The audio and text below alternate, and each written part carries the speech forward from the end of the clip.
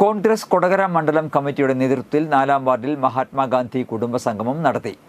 Azhakam NSS കരയോഗം ഹാളിൽ നടത്തിയ കുടുംബസംഗമം Saneesh Kumar Joseph MLA ഉദ്ഘാടനം ചെയ്തു. വാർഡ് പ്രസിഡന്റ് സതീശൻ ഐക്കര അധ്യക്ഷത വഹിച്ചു. കോൺഗ്രസ് മണ്ഡലം പ്രസിഡന്റ് VM ആന്റണി, നേതാക്കളായ Shine Mundakkal, Vinayan Thottappally, TG Ajo, PK Anilkumar, Muraleedharan K എന്നിവർ സംസാരിച്ചു. ചടങ്ങിൽ SSLC, +2 പരീക്ഷകളിൽ ഉന്നത വിജയം നേടിയ കുട്ടികളെയും 70 വയസ്സ് കഴിഞ്ഞ മുതിർന്ന പൗരന്മാരെയും അനുമോദിച്ചു.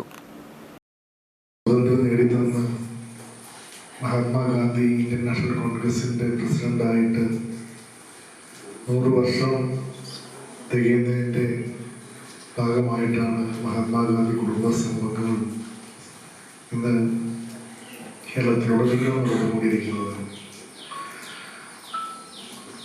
നമ്മുടെ രാജ്യത്തെ കെട്ടുപിടിച്ച 200 വർഷക്കാലം കൊളോണിയൽ ഭരണത്തിന് കീഴിലായിരുന്ന ബ്രിട്ടീഷുകാരിൽ നിന്ന് സത്യാഗ്രഹത്തിലൂടെ, നിസ്സഹകരണത്തിലൂടെ